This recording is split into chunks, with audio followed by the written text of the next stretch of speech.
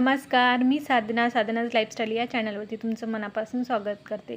तर सकाळी सकाळी मी व्हिडिओला सुरुवात केलेली आहे। खूप छान पक्षी पण आवाज येत होता पक्ष्यांचा आणि फुलंसुद्धा खूप छान उमललेली होती।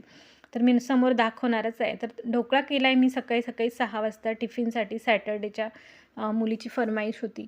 तर इथे बघा मी एका वाटीमध्ये लिंबू सत्व घेतलेलं आहे आणि त्याच्यामध्येच टाकणार 2 चमचे 2 किंवा 2.5 चमचे पिठी साखर, त्याच्यामध्येच मीठसुद्धा टाकणार आहे आणि याच्यामध्ये पाणी टाकून आपण छान मिक्स करून घ्यायचं। 10 मिनटं असंच ठेवायचं, याला छान वितळलं पाहिजे, मिक्स झालं पाहिजे ते।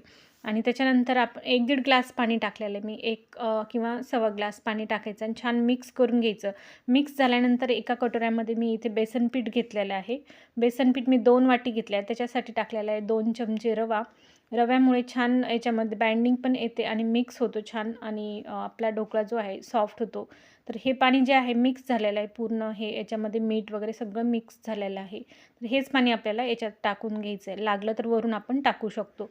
छान मिक्स करून घ्यायचं आहे, जेणेकरून याच्यामधलं लिंबू सत्व वगैरे चांगलं याच्यामध्ये मिक्स झालं। ढोकळ्यामध्ये जर आपण छान मिक्स नाही केलं लिंबू सत्व, मीठ आणि सोडा जो आहे, तर आपल्या ढोकळ्यामध्ये रेड पॅचेस येतात। तर इथे बघा एवढं छान घट्ट ठेवलेलं आहे मी, जास्त खूप घट्टही नाही खूप पातळही नाही करायचं, पण फेटून घ्यायचं। आणि हळद टाकलेली 1 चिमूटभर।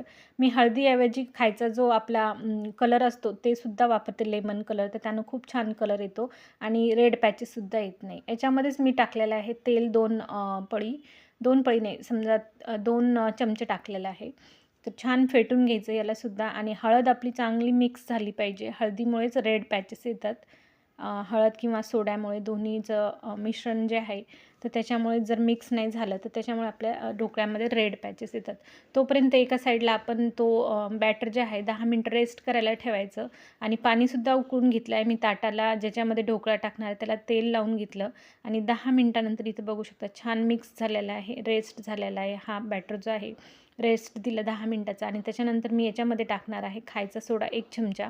खायचा सोडा आपण वापरू शकतो, एक अर्धा किंवा 1 चमचा वापरायचा आहे, त्याने छान स्पॉन्जी होतो ढोकळा आपला। आणि त्याच्यावरती आपल्याला टाकायचं थोडंसं पाणी ॲक्टिव्ह होण्यासाठी आणि छान मिक्स करून घ्यायचं। जसं आपण फेटून घेऊ गेला तसं आपलं बॅटर जे आहे डबल होतं। तर इथे बघा किती स्मूथ झालेलं आहे, छान फेटून घेते मी आता इथे 5 मिनटं छान 2-3 मिनटं छान फेटून घ्यायचं आणि बघू शकता तुम्ही किती मस्त झालेलं आहे बॅटर। तर बॅटर लगेच आपल्याला पटापट एका ताटामध्ये काढून घ्यायचं, आपण तेल लावलेलं आहे। तर मी हे सगळं अगोदरच रेडी करून ठेवते, जेणेकरून आपल्या ढोकळ्याला सोडा टाकल्यानंतर लगेच आपल्याला वाफायला ठेवायचं आहे। त्याला एकदमच वाफ मिळाली तर आपला ढोकळा जो आहे ॲक्टिव्ह होतो आणि छान स्पॉन्जी बनतो। तर इथे बघा मी पटकन कढईमध्ये जे उकळलेलं पाणी होतं त्याच्यावरती स्टँड ठेवलं होतं आणि त्याच्यावरच ही ढोकळ्याची प्लेट ठेवलेली। याला आता आपण 15 ते 20 मिनटं होऊ देऊ आणि एकीकडे आपण याची फोडणीची पण तयारी करून घेऊ। फोडणीसाठी मी कढीपत्ता घेतलेला आहे, माझ्या घरी छोटंसं झाड आहे, खूप मोठं नाही आहे, बकेटीमध्ये लावलेलं आहे। आणि सकाळचा व्ह्यू बघू शकता तुम्ही किती छान वातावरण असं फ्रेश। तर मी फोडणीसाठी 2 पळ्या तेल टाकलेलं आहे याच्यामध्येच छान कढीपत्ता, मिरची आणि हिंग टाकणार आहे, जिरं मोहरी टाकून घ्यायचं आहे तडतडल्यानंतर। आणि याच्यामध्येच आपण साखरसुद्धा घालणार आहे, साखर आपण वेगळीसुद्धा साखरेचं पाणी करू शकतो आणि याच्यातसुद्धा आपण टाकू शकतो। तर मी याच्यातच टाकणार आहे, खूप जास्त मिरच्या टाकणार नाही, कारण माझ्या मुलीसाठी टिफिन बनवत आहे मी आणि सकाळी नाश्त्यालाही होऊन जाईल, तर त्यासाठी मी ढोकळा बनवून घेते।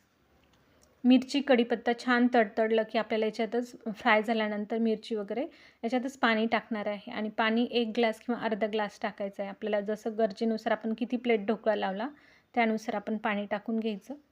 आणि याच्यात मी 2-2.5 चमचे मोठे साखर टाकून घेतलेली, याला छान उकळी येऊ द्यायची। आपलं पाणी जे आहे एकीकडे रेडी होऊन जातं। तर इथे बघा मी ढोकळ्यावरती पाणीसुद्धा टाकून घेतलेलं आहे ते फोडणीचं आणि मिरची पण मिरचीचं आणि फोडणीचं पाणी टाकून घेतलं आणि बघा मस्त स्पॉन्जी झालेला आहे। टिफिनसुद्धा रेडी आहे एकीकडे। तर सकाळच्या घाईमध्ये मी व्हिडिओ बनवलेला आहे, थोडंफार चुकलं असेल तरी माफ करा, पण कशी वाटली तुम्हाला रेसिपी नक्की सांगायला विसरू नका। आणि सकाळचा व्ह्यू तर खूपच मस्त राहतो। तर आज सकाळी आभाळ होतं, पण फुलं बघू शकता तुम्ही किती छान उमललेली आहेत। हे गिलाडियाची फुलं आहे, गिलाडिया किंवा गलंड्याची फुलं म्हणतात त्याला, खूप छान कलर येतात त्याच्यामध्ये। आणि गुलाब बघू शकता, हा गावरान गुलाब आहे, किती छान ब्राईट कलर आहे एकदम, खूप सुंदर वाटतं सकाळी सकाळी आल्यानंतर बाहेर। तर गुलाबाचे आलेही लागलेले आहेत, हे गावरान गुलाब होता हा आणि हा जो आहे इंग्लिश गुलाब आहे, यालासुद्धा खूप सुंदर फुलं लागलेली आहेत मोठी मोठी। तर पक्ष्यांचा आवाज आणि फुलं बघू शकता तुम्ही किती मस्त लागलेली आहेत. तर ही कळी आहे मोठी अशी आणि 2-3 जे आहे इंग्लिश गुलाबाची ही फुलं. खूप मोठी फुलं येतात त्याला आणि जास्वंदाचं एक फूल उमललेलं आहे आज. खूप सुंदर कलर आहे तो पण. इथे बघा खूप सुंदर डार्क कलर आहे ऑरेंज असा. आणि माझी झाडझूड झाली सकाळची, पाणी वगैरे टाकून झालं, रांगोळीसुद्धा काढली मस्त छोटीशी मी आणि पावलं वगैरे काढून घेत असते दररोजच आणि दारामध्ये सुद्धा पावलं काढली मी. दररोज दारामध्ये पावलं वगैरे काढली, रांगोळी काढली तुळशीजवळ आणि खूप छान वाटतं. इथे बघा देवाची पूजासुद्धा झालेली आहे, अंघोळ वगैरे झाली, कपडे झाले. आणि कसा वाटला तुम्हाला आजचा व्हिडिओ छोटासा नक्की सांगायला विसरू नका.